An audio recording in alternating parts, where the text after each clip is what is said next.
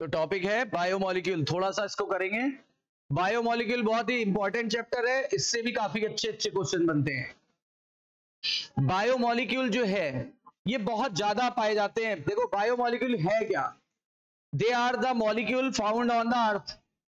ऐसे मॉलिक्यूल जो अर्थ पे पाए जाते हैं उन्हें मॉलिक्यूल कहते हैं, पर अगर हमारे सेल में पाए जाने लगे तो उन्हें बायोमोलिक्यूल कहते हैं। अच्छा, दोनों सेम है, इसकी पुष्टि करने के लिए साइंटिस्ट ने अर्थ क्रस्ट को एनालाइज किया और हमारी सेल को एनालाइज किया और पाया कि दोनों में केमिकल कंपोजिशन सेम है। वो बात अलग है कि रिलेटिव कॉन्सेंट्रेशन कम ज्यादा हो सकती है, पर केमिकल्स आर सेम।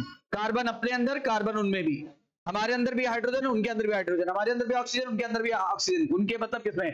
पृथ्वी के टुकड़े में, पृथ्वी के टुकड़े में और ऑर्गेनिज्म के राख में, दोनों में सब कुछ सेम था या उसके एक्सट्रैक्ट में सेम निकला। इससे पता चलता है कि हमारा जीवन की उत्पत्ति कहां से हुई है? अर्थ से। अर्थ में भी कहां से? ओशियन से। अर्थ में भी कहां से? ओशियन से। और ओशियन में जो मॉलिक्यूल पाए जाते थे वही मॉलिक्यूल आज की डेट पे क्या कहलाते हैं? बायोमोलिक्यूल, क्योंकि वो हमारी सेल का पार्ट बन चुके हैं। ठीक है, देखो यही चीज इसमें लिखा है और कुछ नहीं लिखा। और ये देखो, ये जो भी लिस्ट निकली नॉन लिविंग की और लिविंग की, वो सेम निकली। नॉन लिविंग और लिविंग की सेम निकली। जिस इसमें भी hydrogen, carbon, oxygen, nitrogen, sodium, calcium, magnesium और सिलिकॉन। सिलिका की सिलिकॉन, वहां लिखेगा सिलिका, जानबूझ के गलत करा देगा। अब यहां से क्वेश्चन सुनो, 4 पॉपुलर क्वेश्चन यहां से बनेंगे। अर्थ क्रस्ट में और हमारे शरीर में, दोनों में सबसे ज्यादा पाए जाने वाला एलिमेंट ऑक्सीजन।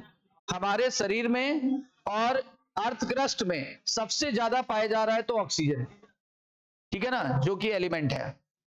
अब कह रहा है हमारे शरीर में सबसे कम पाए जाने वाला सिलिकॉन, जबकि अर्थ क्रस्ट पे सबसे कम पाए जाने वाला नाइट्रोजन।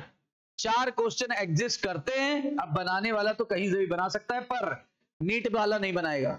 नीट वाला 4 ही बनाएगा। मैं बात कर रहा हूं, कोई लोकल कोचिंग बना दे कोई, वो तो उसके लिए आप अपना माइंड और भेजा ना खपाएं।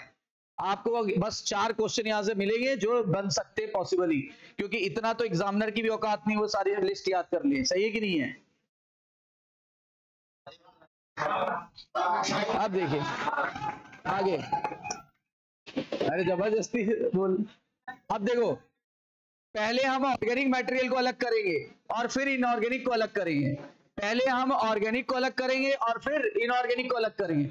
ऑर्गेनिक को अलग करने और इनऑर्गेनिक को अलग करने का तरीका अलग अलग है। दोनों का तरीका सेम है कि अलग अलग है? अलग अलग है। पहले हम ऑर्गेनिक को बताने का तरीका कर रहे हैं, ऑर्गेनिक को बताने की बात कर रहे हैं। देखो ऑर्गेनिक में क्या होगा, पहले आपने सेल को लिया, खलबट्टा लिया, यानी कि मोर्टार और पेस्टल।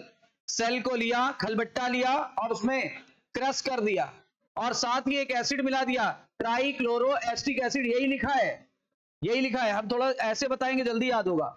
हमने एक खलबट्टा लिया यानी मोर्टार और पेस्टल। मोर्टार पेस्टल के बाद हमने अपनी सेल ले ली, चाहे प्लांट की ले लो, चाहे एनिमल की ले लो, फंजाई की ले लो या प्रोटिस्टा की ले लो या किसी की भी।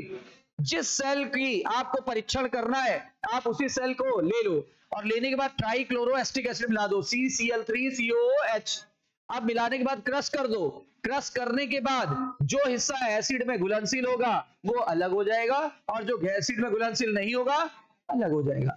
अब इसको छान लो। छानोगे या तो चीज क्लॉथ से यानी पतला सूती कपड़ा या फिर कॉटन रुई से। छानने के बाद आपको जो हिस्सा नीचे छन के नजर आएगा टेस्ट ट्यूब में ले लो उसको। जो टेस्ट ट्यूब में हिस्सा नजर आ रहा है वो है क्या? वो है एसिड सॉल्युबल पूल, टेक्निकली कह सकते हैं बायो माइक्रो मॉलिक्यूल्स। और इनका मॉलिक्यूलर वेट कम आएगा, किससे? 800 डाल्टन से कम, 18 से 800 डाल्टन की रेंज में रहेगा। ठीक है, इनको हमने बायो माइक्रो मॉलिक्यूल बोल दिया। अब आओ, जो हिस्सा इस कॉटन के ऊपर रह गया जो नहीं छना वो एसिड सॉल्युबल के इनसॉल्युबल, एसिड इनसॉल्युबल पूल, इसको रिटेंटेट भी कहते हैं। जो छन गया फिल्ट्रेट, जो नहीं छना रिटेंटेट। ये एसिड सॉल्युबल था और ये एसिड इनसॉल्युबल। जो नहीं छना, जो ऊपर रह गया एसिड इनसॉल्युबल है, उसे बोलो बायो मैक्रो मॉलिक्यूल। समझ में आई बात? इनका मॉलिक्यूलर वेट 800 डाल्टन से ज्यादा, कभी कभी 10,000 डाल्टन या उससे भी ज्यादा पहुंच जाता है। इनका होगा हमेशा 800 डाल्टन से ज्यादा और 10,000 डाल्टन तक, या कभी कभार तो उनसे भी ज्यादा। यानी कितने फ्रैक्शन हमें मिल गए, कितने फ्रैक्शन मिले? देखो अब मैं जल्दी से इसको पढ़ता हूं तो आपके दिमाग में चीजें आ जाएंगी।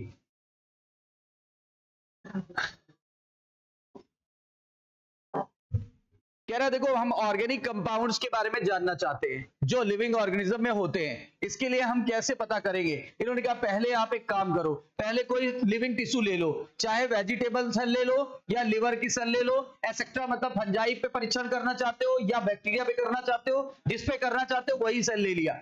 अब उसको ग्राइंड कर देंगे, ये एसिड मिला देंगे, ग्राइंड कर देंगे, ये एसिड मिला देंगे। एसिड का नाम है ट्राइक्लोरो एस्टिक एसिड, और ग्राइंड करने के लिए मोर्टार और पेस्टल ले लेंगे। अब एक गाढ़ा पेस्ट तैयार हो जाएगा, थिक स्लरी। इस स्लरी को छान दो या तो कॉटन से और या तो चीज क्लॉथ से। चीज क्लॉथ का मतलब महीन जालीदार कपड़ा, और कॉटन तो रुई या सूती कपड़ा बोल सकते हैं। उससे छान दो। छानने के बाद दो फ्रैक्शन मिलेंगे, एक को बोलो जो फिल्टर हो गया, फिल्ट्रेट, और मोर टेक्निकली एसिड सॉल्युबल पूल की इनसॉल्युबल पूल। और इसी में आपको मिलेंगे बायो माइक्रो मॉलिक्यूल, जिनका मॉलिक्यूलर वेट हो सकता है 18 से 800 डाल्टन। ठीक है, 18 से 800 डाल्टन। दूसरा हिस्सा वो था जो रिटेंटेड था, जो एसिड इनसॉल्युबल फ्रैक्शन कहते हैं, उसी को बोल दो बायो मैक्रो मॉलिक्यूल, जिसका मॉलिक्यूलर वेट 800 डाल्टन से लेकर के 10,000 या कभी कभी उससे भी ज्यादा हो जाता है। तो कितने फ्रैक्शन मिल गए? दो, एक एसिड इनसॉल्युबल, एक एसिड सॉल्युबल। माइक्रो मॉलिक्यूल किसमें मिलेंगे और मैक्रो कहां मिलेंगे? देखो जो मॉलिक्यूल बड़े होंगे वो वैसे ही घुलनशील नहीं होंगे, यही है ना फंडा, और जो छोटे होते हैं घुलनशील होते हैं। इस प्रकार आपको दो फ्रैक्शन मिल गए। ठीक है, अब कह रहा है इनमें से हम लोगों ने क्या किया, हम लोगों ने इनका इंपेरिकल फार्मूला बना लिया, हम लोगों ने इनको सबको आइसोलेट कर लिया। ये देखो हम लोगों ने सबको आइसोलेट कर लिया, और इन्होंने बोला कि सारे कार्बन कंपाउंड जो हमने सेल से निकाले उन्हें हम बायोमोलिक्यूल कहेंगे। कह रहा है ऑल कार्बन कंपाउंड जो हमने सेल से अलग किए उनको हम क्या बुलाएंगे? बायोमोलिक्यूल। और कह रहा है कि इनमें इनऑर्गेनिक भी होते हैं, ये नहीं भूलना चाहिए। कह रहा हमने भले ही ऑर्गेनिक वाले अलग कर लिए, लेकिन हमें ये नहीं भूलना चाहिए कि उसमें इनऑर्गेनिक कंपाउंड भी होते थे जो अभी तक हम नहीं निकाल पाए। इसके लिए हमें एक डिफरेंट प्रोसेस यूज करना पड़ेगा, इसके लिए हमें एक डिफरेंट विधि यूज करनी पड़ेगी जो बहुत ही डिस्ट्रक्टिव मेथड है। कैसा मेथड है? कह रहा है how do we know it? कह रहे हैं slightly different destructive experiment has to be done. हमें एक डिस्ट्रक्टिव एक्सपेरिमेंट करना पड़ेगा। क्या करना पड़ेगा? टिश्यू ले लो, उसका वेट कर लो, तो बोलेंगे पहले आएगा वेट वेट या फ्रेश वेट, नोट कर लो कहीं। ठीक, मतलब आपको नहीं करना है, उसमें नोट कर लिया कहीं साइंटिस्ट ने। उसके बाद उसको धूप में सुखा दिया, पानी उड़ गया, भाप बन के उड़ गया। पानी जब भाप बन के उड़ गया तो अब मिला क्या? Dry weight. अच्छा, ड्राई वेट मिला, अब उसको जला के राख कर दो। जब किसी भी चीज को जलाते हो तो आपको पता है ऑर्गेनिक मैटर लेस टेम्परेचर पर वोलेटाइल होते हैं। केमिस्ट्री पढ़ी होगी तो ध्यान से, ऑर्गेनिक मैटर लेस टेम्परेचर पे वोलेटाइल होते हैं। पेट्रोल जलाओ उड़ जाएगा, कपूर खुला छोड़ दो उड़ जाएगा। ठीक है ना? ऑर्गेनिक मैटर लेस टेम्परेचर पे वोलेटाइल होते हैं, यानी जब आपने जलाया होगा क्या उड़ गया? ऑर्गेनिक। अब क्या बचा रह गया? राख बची रह गई, और राख के अंदर क्या है? Inorganic matter. अब समझ में आई बात? इसीलिए बोला गया डिस्ट्रक्टिव मेथड, क्योंकि आपने सेल को ही नष्ट कर दिया पूरा। वहां तो घायल किया था सेल को, यहां तो सेल को आपने जला के राख कर दिया। सही है ना? कह रहा है देखो, एक पहले तो कोई भी व्यक्ति लिविंग टिश्यू ले ले, जैसे लिवर की सेल ले लिया या कोई भी, और उसका वेट निकाल लिया, फिर उसको सुखा दिया, जितना पानी था सब उड़ गया। कह रहा क्या बचा? ड्राई वेट बचा। अब उस टिश्यू को पूरी तरह से जला दो। पूरा क्यों जलाओ? क्योंकि एक भी ऑर्गेनिक मैटर नहीं बचना चाहिए, एक भी ऑर्गेनिक मैटर नहीं बचना चाहिए। 600 से 800 डिग्री टेम्परेचर पर जला देते हैं, और इतने ज्यादा टेम्परेचर पर कार्बनिक पदार्थ ऑक्सीडाइज हो जाते हैं और CO2 में बदल जाते हैं, CO2 और वाटर में बदल जाते हैं। कोई भी ऑर्गेनिक कंपाउंड ऑक्सीडाइज कराओ, CO2 वाटर जरूर जरूर जरूर बनेगा। बनेगा नहीं बनेगा? तो अब बचा क्या? कह रहा बचा जो वो राख था, और राख ही कुछ नहीं, वही तो है इनऑर्गेनिक मैटर का कंपाउंड। वहीं पे इनऑर्गेनिक मैटर का कंपाउंड छुपा हुआ है। और कह रहा है ये जो इनऑर्गेनिक मैटर थे ये कहां थे? एसिड सॉल्युबल में छुपे रहते हैं, एसिड सॉल्युबल में छुपे रहते हैं। और कह रहा है जब आप एलिमेंटल एनालिसिस करेंगे, यानी जब परीक्षण करेंगे, तो आपको कंपोजिशन पता चल जाएगा। पता चलेगा हाइड्रोजन है हमारी सेल में, ऑक्सीजन है हमारी सेल में, क्लोरीन है, कार्बन है, और वो लिस्ट आपको बगल में बताई थी, ये सारे हैं। ठीक है। और कह रहा है जब केमिस्ट्री के हिसाब से हम सोचेंगे तो हम इन्हें एल्डिहाइड ग्रुप समझेंगे, हम इन्हें कीटोन बुलाएंगे, हम एरोमेटिक बुलाएंगे, हम एलिफेटिक बुलाएंगे। लेकिन जब बायो के हिसाब से चलेंगे तब हम इन्हें ये नहीं बुलाएंगे, हम बुलाएंगे अमीनो एसिड, न्यूक्लियोटाइड के बेस, फैटी एसिड, लिपिड, ठीक है ना, डीएनए, आरएनए, ये बुलाएंगे। कह रहा है अब रुकना जरा, जो अभी मैंने बात बताई थी वो पहले आगे कंप्लीट करने हैं। ये देखो वहां पे ये भी पॉइंट मैंने कवर कर दिया है। एसिड सॉल्युबल पूल में, एसिड सॉल्युबल पूल में वो वेट क्या बताया था, 18 से 800 डाल्टन। मतलब एसिड सॉल्युबल में आपको क्या मिला, बायो माइक्रो मिला कि माइक्रो, बायो माइक्रो मिला कि मैक्रो, बायो माइक्रो मिला, जिनका मॉलिक्यूलर वेट कम था। देखो एसिड सॉल्युबल में छोटे वाले मॉलिक्यूल मिले जिनका रेंज अभी पीछे लिखा था 18 से 800 डाल्टन, और इसमें हजारों कंपाउंड मिलते हैं। ऐसे ऐसे हमें कितने कंपाउंड मिले, हजारों की संख्या में, हजारों की संख्या में कंपाउंड मिलते हैं हमें, ध्यान दीजिएगा। लेकिन जब हम ऊपर वाले एसिड इनसॉल्युबल वाले पूल की बात करते हैं, एसिड इनसॉल्युबल वाले पूल की बात करते हैं जिसको रिटेंटेट कहा था, उसमें 4 ही कंपाउंड आपको मिला, वो भी ऑर्गेनिक वाले, इनऑर्गेनिक वाले मिलते ही नहीं, और वो भी बड़े बड़े वाले जो बहुत बड़े बड़े मॉलिक्यूल है। प्रोटीन बहुत बड़ा है, न्यूक्लिक एसिड काफी बड़ा है, पॉलीसेकेराइड काफी बड़ा है, ये अपवाद है। लिपिड बहुत छोटा है, इसका मॉलिक्यूलर वेट 800 डाल्टन से कम है, लेकिन फिर भी ये यहां क्यों पाया जा रहा है, क्योंकि ये पानी में घुलनशील नहीं है, एसिड में घुलनशील नहीं है, इसीलिए वहीं रह गया। समझ में आई बात, इसीलिए वहीं रह गया। क्लियर है कि नहीं है। जैसे मान लो हमने बोला कि वो सारे मॉलिक्यूल अलग हो जाएं जो एसिड में सॉल्युबल नहीं है, सारे अलग हो गए। तो रियल में 3 मैक्रोमोलिक्यूल ये थे, लेकिन ये एसिड में इनसॉल्युबल होने के कारण इनकी श्रेणी में आ गया। तो रियली में ये ट्रू मैक्रोमोलिक्यूल नहीं है, ये अपवाद की श्रेणी में आ गया। बताइए कौन सा है, तो माइक्रोमोलिक्यूल लेकिन रखा गया है मैक्रोमोलिक्यूल में। उसका कारण क्या है, क्योंकि वो एसिड या पानी में इनसॉल्युबल था, इसलिए वहां पे जाकर के स्टोर हो गया। ठीक है।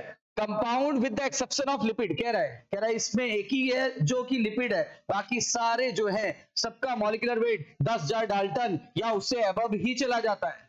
बताओ किसका 800 डाल्टन से कम है, लिपिड, इसलिए अपवाद है कि नहीं है। बाकियों का 10,000 डाल्टन या उससे भी ज्यादा हो जाता है, या उससे भी ज्यादा।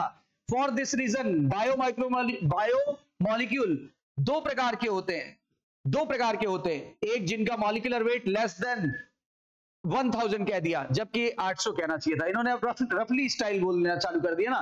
कह रहे हैं अगर रफली, मैं तो 800 ही बोलूंगा, अगर 800 से कम है तब माइक्रोमोलिक्यूल, 800 से ज्यादा है तो मैक्रोमोलिक्यूल। ठीक है। कह रहा है 800 से कम है तो माइक्रो बोलो, 800 से ज्यादा है मैक्रो बोलो। समझ में आई बात। अब molecule in acid in molecule in insoluble fraction में केवल एक ही अपवाद था, कौन सा, लिपिड, और बाकी सारे पॉलीमर थे। मेरी बात समझे क्या कह रहा है। कह रहा है लिपिड को छोड़ दिया जाए तो सारे के सारे पॉलीमर थे। मतलब लिपिड पॉलीमर, तो लिपिड है क्या, मोनोमर। लिपिड क्या है बताओ, क्या लिपिड मैक्रोमोलिक्यूल है, लेकिन फिर वो वहां क्यों पाए जा रहा है, अपने इनसॉल्युबल लक्षण के कारण। अच्छा, क्या वो पॉलीमर है, नहीं है, क्या मोनोमर, बाकी सारे पॉलीमर है, तभी तो बोला अपवाद है, बार बार बोल रहा है अपवाद है। अच्छा, और क्या कह रहा है, तो फिर लिपिड इनके साथ क्यों पाया जा रहा है जबकि उसका मॉलिक्यूलर वेट 800 डाल्टन से कम है। ये आपसे क्वेश्चन पूछ रहा है, कह रहा है क्यों। तो आप बताइएगा, लिपिड जो होता है छोटा, कम मॉलिक्यूलर वेट है, क्यों, लिपिड का मॉलिक्यूलर वेट कम होता है, और ये केवल और केवल कहां पाया जाता है, हमारे सेल की मेम्ब्रेन में या अदर मेम्ब्रेन में। लेकिन जब आपने सेल को क्रश किया था मोटार और पेस्टल की मदद से, जब हम सेल को ग्राइंड करते हैं, टिश्यू को ग्राइंड करते हैं, तो सेल के ये स्ट्रक्चर, सेल का ये मेम्ब्रेन, सारी मेम्ब्रेन टूट जाती है और छोटे छोटे गोले बना लेती है, छोटे छोटे गोले, और इन गोलों को क्या बोलते हैं? वेसिकल्स। और ये वास्तव में ये एसिड सॉल्युबल नहीं है, नॉट वाटर में भी नहीं सॉल्युबल है, एसिड में भी सॉल्युबल नहीं। इन मेम्ब्रेन के फ्रेगमेंट्स जो कि वेसिकल के रूप में है, ये सेपरेट हो जाते हैं किसके साथ? पूल के साथ, इसीलिए वो किसका पार्ट बन जाते हैं। लेकिन याद रखिए, लिपिड स्ट्रिक्ट मैक्रोमोलिक्यूल नहीं है। कह रहा है लिपिड मैक्रोमोलिक्यूल नहीं है। स्ट्रिक्ट का मतलब पूरी तरह से मैक्रोमोलिक्यूल नहीं है, केवल एक लक्षण मिल रहा है ना, केवल एक लक्षण मिल रहा है, बस अघुलनशीलता, अदरवाइज कोई लक्षण नहीं मिल रहा। मॉलिक्यूलर वेट ज्यादा होना चाहिए, कम है। दूसरी बात, पॉलीमर होना चाहिए, मोनोमर है, ठीक है ना। और तीसरी बात है जो कि घुलनशील होना, अघुलनशील होना चाहिए, बस वही कॉमन है, बाकी सारी चीजें अनकॉमन है। एसिड सॉल्युबल पूल कहां पे पाया जाएगा? देखो, एसिड इनसॉल्युबल पूल तो कहीं पे भी एसिड इनसॉल्युबल पूल तो ज्यादातर जगह पाया जाता है। कह रहा है एसिड सॉल्युबल कहां पाया जाएगा? साइटोप्लाज्म में। ये क्वेश्चन बहुत बड़ा है, very very important. Acid soluble pool cell में कहां पाया जाता है? जबकि मैक्रोमोलिक्यूल यानी इनसॉल्युबल कहां पाया जाता है? साइटोप्लाज्म में भी और ऑर्गेनेली में भी। फिर से सुनो क्या कहा जा रहा है, एसिड सॉल्युबल पूल केवल और केवल कहां पाया जा रहा है? साइटोप्लाज्म में। जबकि मैक्रोमोलिक्यूल यानी एसिड इनसॉल्युबल वाला कहां पाया जा रहा है? साइटोप्लाज्म एंड ऑर्गेनेली, दोनों में पाया जा रहा है। देखो, मैक्रोमोलिक्यूल दोनों में पाया जाएगा, माइक्रोमोलिक्यूल या एसिड सॉल्युबल वाला केवल और केवल साइटोप्लाज्म में पाया जाएगा, ये कहना चाहता है। और कहता है दोनों मिलके इंटायर सेल का पूल बना लेते हैं, दोनों मिलकर के इंटायर केमिकल कंपोजिशन यानी कि पूरा पूल बना लेते हैं सेल का, उसको बोलते हैं सेलुलर पूल बना लेते हैं। क्लियर? ये पैरा कुछ नहीं है, बेकार है पूरा। अब देखो, ये क्वेश्चन यहां से जरूर आता है, पूछा जाता है सबसे ज्यादा पाए जाने वाला केमिकल। और सुनो, सेल का कंपोजिशन है, फार्मूला है वेप्रोन काली, सबसे ज्यादा वाटर, उससे कम प्रोटीन, उससे कम न्यूक्लिक एसिड, उससे कम कार्बोहाइड्रेट, उससे कम लिपिड, सबसे कम आयन। फार्मूला क्या है? वेप्रोन काली। सबसे ज्यादा वाटर कितना? 70 से 90%। सबसे ज्यादा वाटर कितना? 70 से 90%। अरे 2/3 बोलते हो, हमारे शरीर का 2/3 भाग क्या है? पानी। तो 2/3 कितना होता है? 70%। और तरबूज वगैरह में 90% तक हो सकता है, तो हम सबको लेके चल रहे हैं, तो 70 से 90%। अच्छा, प्रोटीन में लास्ट में ये प्रोटीन की स्पेलिंग ये होती है, ध्यान देना, प्रोटीन की स्पेलिंग ये, इसको हम 10 पढ़ सकते हैं, तो 10 से 15 लिख दो। अच्छा, न्यूक्लिक एसिड की स्पेलिंग लिख के देखो, 1 2 3 4 5 6 7, 1 2 3 4 5, यानी 5 से 7%, ठीक है ना। कार्बोहाइड्रेट 3%, लिपिड 2% और आयन 1%। याद हो गया पूरा टेबल? बताओ, वाटर कितना परसेंट? 70 से 90। वाटर कितना हो गया? अरे चुप रहो, 70 से 90। प्रोटीन कितना हो गया? 10 से 15। न्यूक्लिक एसिड 5 से 7। फिर कार्बोहाइड्रेट कितना? 3। और लिपिड कितना? 2। और आयंस कितना? 1। तो ये घटता हुआ क्रम है। किसी भी सेल में सबसे ज्यादा पाए जाने वाला मॉलिक्यूल वाटर, और सबसे कम पाए जाने वाला आयंस, सबसे कम होता है आयंस। इतनी बात क्लियर हुई? आप बस ही कर रहे हैं, लेकिन एक पॉइंट तो खत्म कर ले।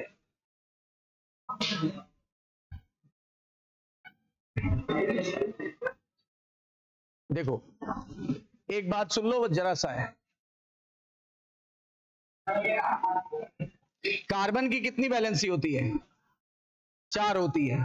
एक पे वेरिएबल ग्रुप बिठा दो, एक पे हाइड्रोजन बिठा दीजिए, एक पे कार्बोक्सिलिक ग्रुप और एक पे एमिनो ग्रुप बिठा दीजिए। अच्छा, अब इस कंपाउंड को हम बोल सकते हैं एमिनो एसिड। तो एमिनो एसिड कैसा कंपाउंड है? एसिडिक है कि बेसिक है या न्यूट्रल? फिलहाल न्यूट्रल दिख रहा है। अगर एक ये और एक ये हो तो न्यूट्रल। अगर इसकी संख्या बढ़ जाए तो एसिडिक, अगर इसकी संख्या बढ़ जाए तो बेसिक, अगर इनकी संख्या बराबर रहे तो न्यूट्रल। 3 प्रकार के होते हैं, आगे मिलेगा लिखा। और इसमें वेरिएबल ग्रुप कौन सा होता है? R। अगर R की जगह मिनिमम हाइड्रोजन रख दिया जाए तो क्या? और अगर रख दिया जाए CH3 तो क्या? और अगर रख दिया जाए CH2OH तो क्या? तो फार्मूला है गैस। G फॉर ग्लाइसिन, ये एलेनिन, और S फॉर सीरीन। अगर R की जगह H रख दें, R की जगह मिथाइल ग्रुप रख दिया जाए और R की जगह CH2OH रख दे सीरीन, तो फार्मूला बनेगा गैस। और अगले टेबल पे दिया है, दिखा रहा हूं अभी। अच्छा, और इसमें वेरिएबल ग्रुप कौन सा है? R। Variety of amino acid depend upon the variety of R। और आपको पता है ये मीथेन का सब्स्टिट्यूएंट है, मीथेन का। यहां पे हाइड्रोजन की जगह H आ गया, यहां हाइड्रोजन की जगह कार्बोक्सिलिक ग्रुप आ गया, यहां पे हाइड्रोजन की जगह हाइड्रोजन ही है, यहां पे NH2 ग्रुप आ गया। ये किसका सब्स्टिट्यूएंट है? अच्छा, यहां देखो, ये फंक्शनल ग्रुप है ना, ये कैसा, ये भी फंक्शनल ग्रुप है। अगर दोनों फंक्शनल ग्रुप सेम कार्बन से जुड़े हो तो इसे अल्फा कार्बन बोलते हैं, और इस प्रकार के अमीनो एसिड को अल्फा अमीनो एसिड कहते हैं। समझ में आई बात? ध्यान से सुनो, इतनी ही बातें लिखी है यहां पे, इसलिए तो जरा सा पॉइंट है ये। अमीनो एसिड ऑर्गेनिक है कि इनऑर्गेनिक? अमीनो ग्रुप होता है कि एसिडिक ग्रुप होता है कि दोनों होते हैं? दोनों सेम कार्बन से जुड़े हैं कि अलग अलग? सेम कार्बन से अगर फंक्शनल ग्रुप जुड़े तो क्या बोलेंगे? और इस तरह के अमीनो एसिड को क्या बोलेंगे? Alpha amino acid. और ये किसका सब्स्टिट्यूएंट था? मीथेन का, मीथेन का। जहां पे 4 सब्स्टिट्यूएंट ग्रुप आ गए, 4 अलग अलग बैलेंसी पे है, पहला हाइड्रोजन, दूसरा कार्बोक्सिलिक, तीसरा अमीनो, चौथा वेरिएबल ग्रुप। और कह रहा है based on the nature of R amino acid, वैसे तो सैकड़ों प्रकार के होते हैं, आपको पता है 300 के करीब अमीनो एसिड्स होते हैं हमारे सेल के अंदर, लेकिन उसमें से केवल 20 प्रोटीन बनाने में भाग लेते हैं। उसमें से भी 10 हम भोजन से लेते हैं, यानी डाइट से कितनी अमीनो एसिड ली जाती है? 10। इनको बोलते हैं नॉन इसेंशियल की इसेंशियल। और जो शरीर में 10 बनते हैं वो नॉन इसेंशियल होते हैं। बताओ, how many amino acid involve in the protein synthesis? 20 में भी 10 सेल खुद बनाता है, उन्हें क्या बोलेंगे? Non essential. घर की मुर्गी दार बराबर, जो बन रही है वो नॉन इसेंशियल, और जो खाने से ले रहे हैं वो इसेंशियल। इसीलिए diet is the source of essential amino acid की non essential amino acid? Essential amino acid, ठीक है ना?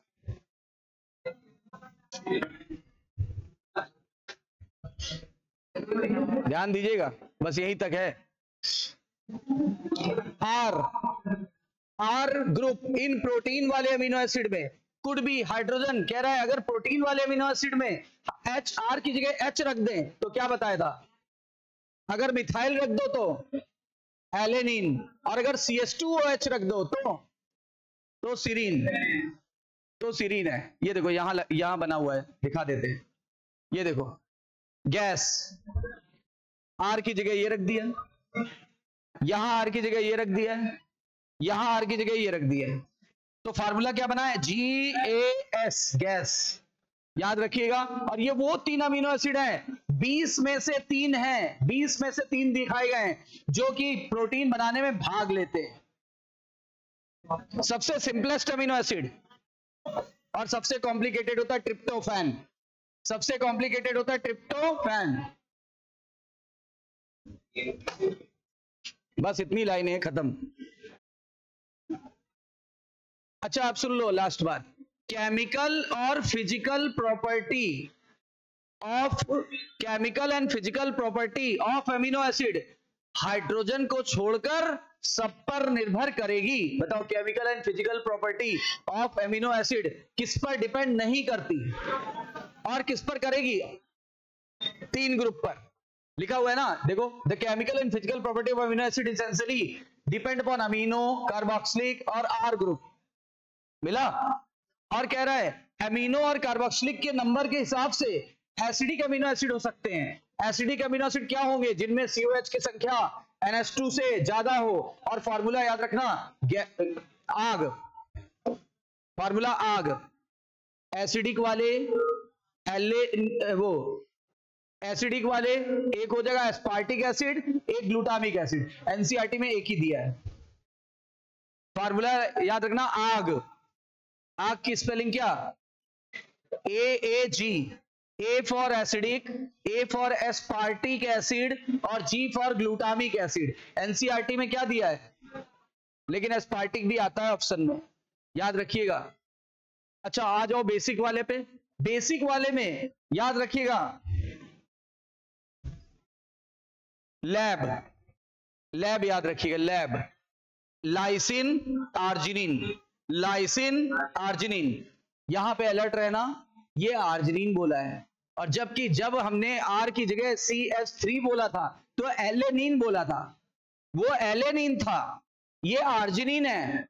एलेनिन न्यूट्रल है, आर्जिनिन बेसिक है, तो याद रखना this is not a alanine, this is arginine, और बी से बेसिक, उसका आग, इसका ये, और जो बच गया वो कैसा है, न्यूट्रल, और एक ही दिया बहुत पॉपुलर, वेलिन, वेलिन, वैसे तो बहुत सारे होते हैं, एनसीईआरटी ने पॉपुलर वाला दिया वेलिन, पूछा भी गया है। अच्छा और सुनो, वैसे तो अमीनो एसिड एरोमेटिक एलिफेटिक होते हैं, लेकिन उसमें अगर आर की जगह कोई एरोमेटिक कंपाउंड आ गया तो पता है क्या बोलेंगे, तो उसको बोलते हैं एरोमेटिक अमीनो एसिड, ये लिखा एरोमेटिक अमीनो एसिड। और एरोमेटिक का फार्मूला सुनो, PT², टी का मतलब फिनाइल एनिलीन, टी का मतलब ट्रिप्टोफैन, फिर टी का मतलब टायरोसिन, टी का मतलब फिनाइल एनिलीन, टी का मतलब ट्रिप्टोफैन, फिर टी का मतलब टायरोसिन, ये रहा tyrosine phenyl aniline tryptophan, tyrosine phenyl aniline tryptophan, ठीक है।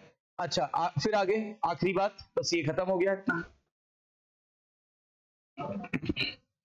कह रहा है पर्टिकुलर प्रॉपर्टी क्या होती है, जब देखो जब इसको विशेष पीएच पर रखोगे आयोनाइज हो जाएगा, जब किसी विशेष पीएच के सॉल्यूशन में रखा जाएगा तो ये आयोनाइज हो जाएगा। देखो इसमें आयन आ गया कि नहीं, यहां भी देखो आयनिक चार्ज आ गया कि नहीं आ गया, देखो यहां पर हाइड्रोजन ऐड हो गया है और यहां हाइड्रोजन निकल गया है, यहां NH2 पर हाइड्रोजन ऐड हो गया, ऐसा क्यों हुआ, किसी विशेष पीएच पर रखने पर हाइड्रोजन उस पर ऐड हो जाता है और किसी विशेष पीएच पे रखने पर उसका हाइड्रोजन रिमूव हो जाता है। तो अगर ऐड हो जाएगा तो प्लस चार्ज आ जाएगा, रिमूव हो जाएगा तो माइनस चार्ज आ जाएगा। ये हो गया आपका एक आयन, ये हो गया दूसरा आयन, एक कैटायन दूसरा एनायन। तो बोला बताइए हो गया कि नहीं हो गया। लेकिन कैटायन और एनायनिक फॉर्म एक विशेष पीएच पर होते हैं, लेकिन एक पीएच ऐसा भी मिलता है जहां दोनों चार्ज एक साथ आ जाते हैं, ये देखो plus minus, this is zwitterion, this is zwitterion. ऐसा आयन बताइए, ऐसा अमीनो एसिड बताइए जिसे ज्विटर आयन कहेंगे। मोनोवेलेंट की बाईवेलेंट, मोनोवेलेंट की बाईवेलेंट, बाईवेलेंट को ज्विटर आयन बोलेंगे। क्या बोल रहा है, b is called as zwitterion. Divalent या बाईवेलेंट वाले को ही ज्विटर आयन कहते हैं। जैसे निम्नलिखित में से कौन सा ज्विटर आयन है, बी दे देगा, और ऑल ऑफ दिस भी ऑप्शन में होगा। तो ऑल को नहीं बोलते, केवल और केवल इसको ही बोलते हैं। और ये सारे टॉटोमेरिक फॉर्म में एग्जिस्ट करते हैं, टॉटोमेरिक समझते हो ना, यानी डायनामिक फॉर्म में। और देखो इंटर कन्वर्टेबल होते हैं, ऑल आर इंटर कन्वर्टेबल। तो ये आपका अमीनो एसिड करा दिया और वो बायोमोलिक्यूल के बारे में डिफरेंशिएशन करा दिया। कल करेंगे इसके आगे, ठीक है।